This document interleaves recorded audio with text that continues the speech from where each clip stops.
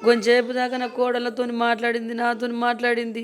వాడు బిత్తిరి బిత్తిరి చూస్తుండు. ఎందుకు చూస్తున్నావయ్యా? కడుపులో ఏమన్నా ఉంటే చెప్పు మరి. పిల్ల గురించి నీకేమన్నా ఉంటే నువ్వు వెళ్ళిపో. నీకేమన్నా బాధ అనిపిస్తే వెళ్ళిపో. నీకు నచ్చకపోతే వెళ్ళిపో. కానీ పాపం నువ్వు ఎవరికి నువ్వు మందు తాగినవు. నీ పానం పోయేది మేము కాపాడినాం. ఏమన్నా ఉంటే చెప్పు. కానీ ఎసుంటి లెక్కలు చేయకు అని అంటే, అత్తమ్మ మీరంటే నాకు చాలా ఇష్టం, గట్లెందుకు అనుకుంటావు అని అన్నాడు. మంచిగానే ఉన్నాడు. ఇక నైట్ మంచిగానే ఉన్నాడు.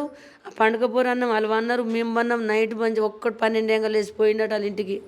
12 ఎంగలు వేసిపోయి హరిగాడు, హరిగాని తల్లి, అశోక్ గాడు, ఆనంద్ గాడు నలుగురు ఒక్క రూమ్లో కూర్చున్నారట.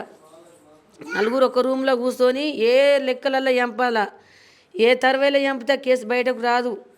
అరే మేము అత్తం, నువ్వు కావాలుండు, నీ అత్త మామ పన్నరా లేదా, మనం నలుగురు పోయి చంపుదాం దాన్ని.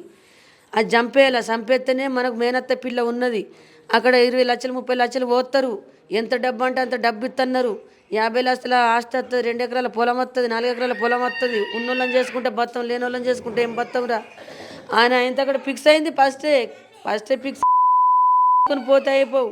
నీ బిడ్డ కావాలా, నీ బిడ్డ కావాలా, నీ బిడ్డ కావాలంటే వీడియోలలో మొత్తం మా వాళ్ళందరికి బతిలాడితే నేను ఇయ్యన్న. వాళ్ళ తల్లిదండ్రులు వచ్చి మాట్లాడిరు, మా ఇంటికి వచ్చి మాట్లాడినా నా పిల్లని అన్న. అప్పటికి 3 నెలలు అయింది. అందరికి ఫోన్ చేసి తల్లికి అమ్మ పోదందయ్య, ఆ పాప కావాలా, పోదందా అంటే అది దొంగ లంగ రవిడిది ఈడుపుది మంచిది కాదు.